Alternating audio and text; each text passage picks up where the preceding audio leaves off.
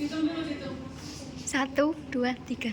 Assalamualaikum warahmatullahi wabarakatuh. Waalaikumsalam warahmatullahi wabarakatuh. Selamat siang semua. Siang. Wow, sepertinya sudah sangat siap untuk belajar.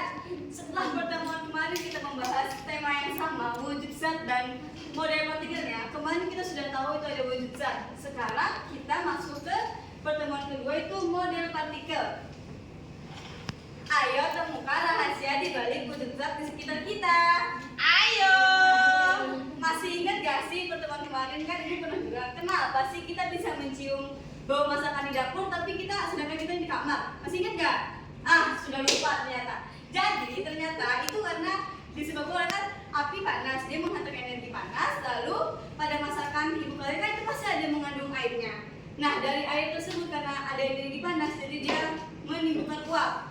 Uap itu kemarin termasuk ke dalam wujud zat gas. Nah, sedangkan di gas itu, dia itu bersifatnya sangat bebas. Jadi dari dapur itu partikel-partikelnya, uap itu ada partikelnya, ada yang menguap seperti itu. Mereka menyebarlah ke ruangan-ruangan yang lain seperti kamar, ruang tamu. Nah, proses penyebaran itu yang disebut proses difusi.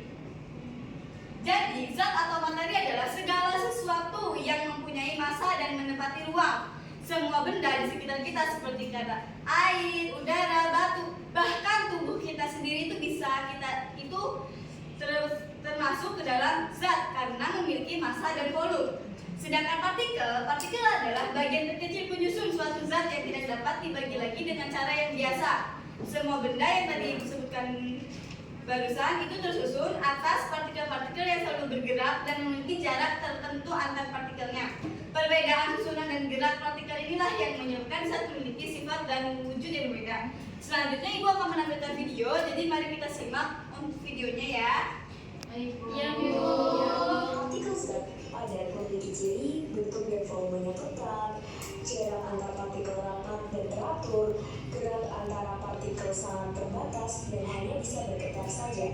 Gaya tarik antar partikel sangatlah kuat.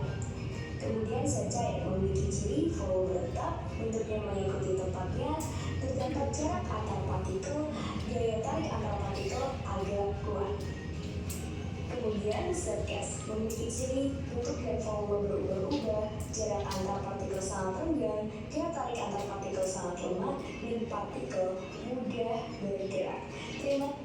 Nah, dari video tersebut tadi menjelaskan ciri-ciri partikel-partikel, ada partikel zat gas, zat padat, zat cair. Nah, video ini bisa kalian tonton kembali di link yang sudah Ibu sinikan terterakan ya. Untuk selanjutnya kita mari berdiskusi. Nah, Ibu akan membagikan LKPD mini untuk kalian kerjakan. Dan untuk mengerjakannya kalian bisa mengamati gambar di sini ya untuk mengerjakannya. Sebelumnya Ibu akan membagi kelompok. Di sini kelompok 1, 2, dan 3 ya.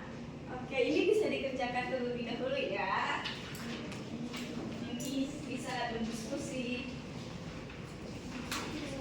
Iya, nanti jika ada yang ingin ditanyakan, silahkan ditanyakan ya. Dari kelompok 1 terlebih dahulu. Ada yang ingin ditanyakan nggak? Paham atau tidaknya? Paham. Oke, baik. Selamat mengerjakan ya. Kalau dari kelompok 2, bagaimana? Paham. Oke, bagus banget. Kalau dari kelompok sini? Paham. Oke. Silahkan mengerjakan.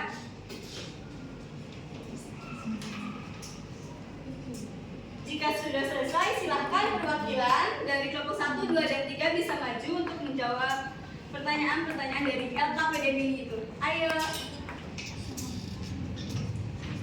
Ayo maju.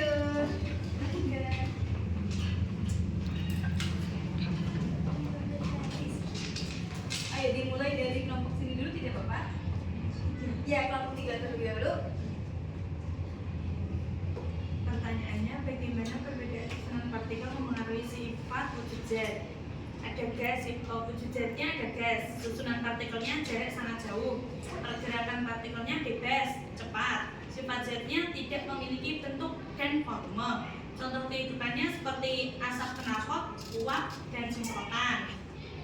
Kesimpulan dari kelompok kami adalah rapatnya partikel menentukan kekakuan kesatuan padat. Renggangnya cair menentukan kelenturan dan renggangnya gas menentukan kebebasan. Wah, sudah sangat bagus untuk kelompok 3. Lanjut kelompok 2, bisa menjawab? Yang selanjutnya wujud padat. Susunan partikelnya itu rapat dan teratur. Pergerakannya dan partikel hanya bergetar di tempat. Sifat zat, bentuk dan volumenya tetap. Contoh kehidupannya itu HP, gelas, batu, mobil, dan sendok. Nah, untuk kesimpulannya, mengapa es bisa mencair jika diletakkan di suhu ruangan? Kesimpulannya itu es mencair karena mendapat panas dari udara sehingga partikel bergerak lebih cepat dan berubah menjadi cair. Lanjut kelompok 1.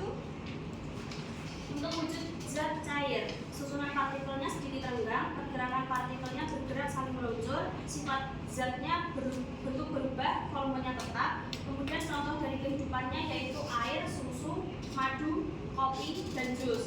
Kemudian dari pertanyaannya, apa yang menyebabkan kita bisa mencium bau parfum meski sumbernya jauh? Jawaban dari hasil diskusi yaitu partikel parfum mengalami difusi sehingga bisa bergerak dari sumber ke tempat lain. Ya, terima kasih sudah kembali kembali. Sebelumnya berikan tepuk tangan buat teman-teman lain dong. Oke, jadi setelah kalian mengerjakan tugas dan tadi mengumpulkan materi, kita dapat menyimpulkan bahwa zat itu adalah segala sesuatu yang memiliki massa dan menempati ruang. Semua benda juga tersusun atas partikel kecil yang selalu bergerak. Perbedaan susunan dan gerak partikel itu juga yang menyebabkan memiliki wujud padat, cair, dan gas. Mungkin untuk pertemuan kali ini Ibu cukupkan saja sampai di sini. Sebelum menutup pembelajaran hari ini, mari kita baca hamdalah bersama-sama.